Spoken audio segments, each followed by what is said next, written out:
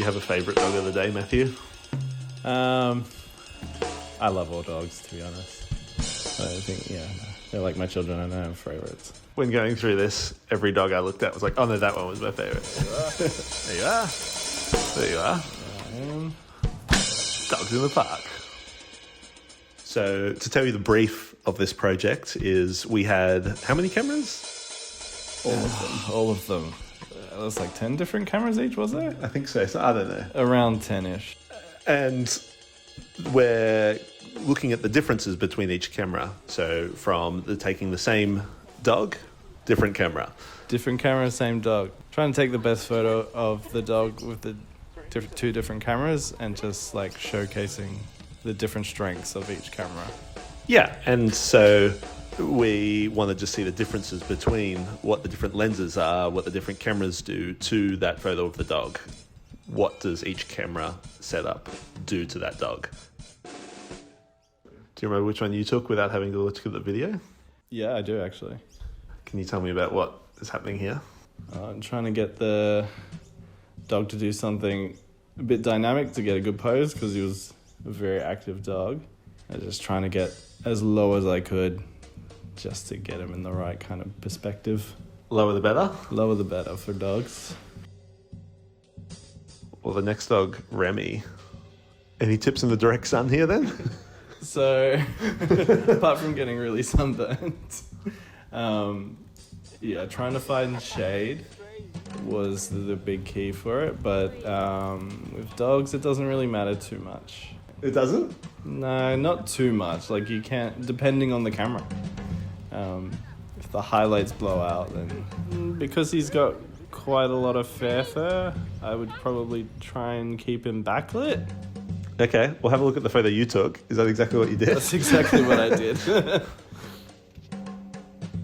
There goes Remy. Do you remember all the dogs' names? No, terrible. There's a page in the book we can go to for you. This one, these were my standout favourites. Yeah. Full frame Sony, micro four thirds Olympus, which I think you shot. So much detail. Mucho detail, which I've cropped in again. The difference is clear between a full frame here. I think this is a good example of what each can do, but neither of them are offensive. Like neither of them are. I think it really just, this one shows what you can get and that you don't really need to go for a full frame, but full frame definitely makes it a lot easier. But it's also, you can get really good results with a smaller sensor if you know what you're doing.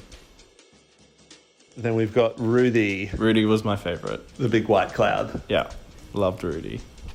For Charles's, he's got the compact TZ220, which is another travel camera, but he's zoomed in to 17mm.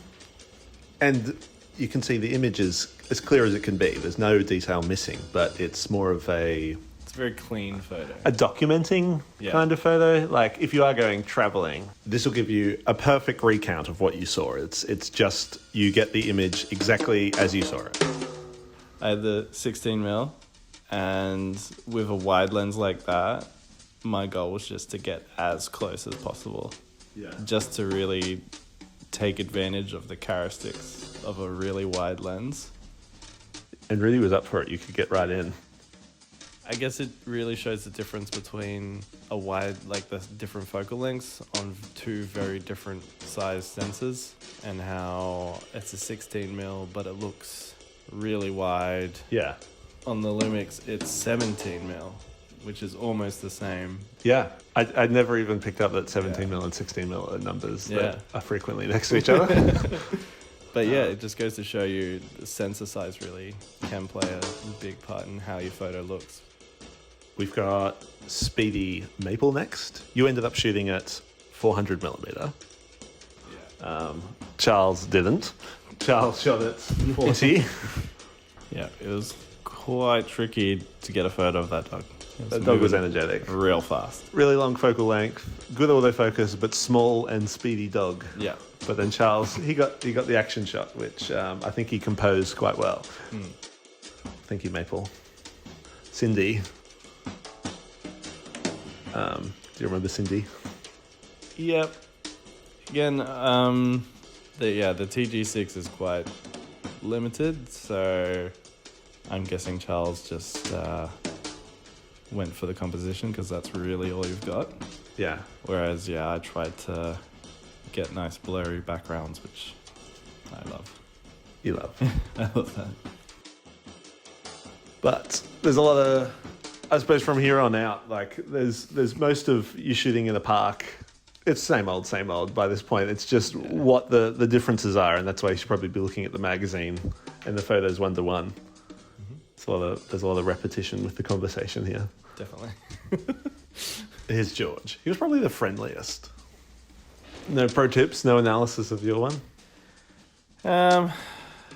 Nothing that I haven't already said, really. Obviously, when you're getting down to a dog, it is eye line. Well, generally with dogs, you want to get on their level, and the lower you go, the more epic they look. So, with George, I went all the way.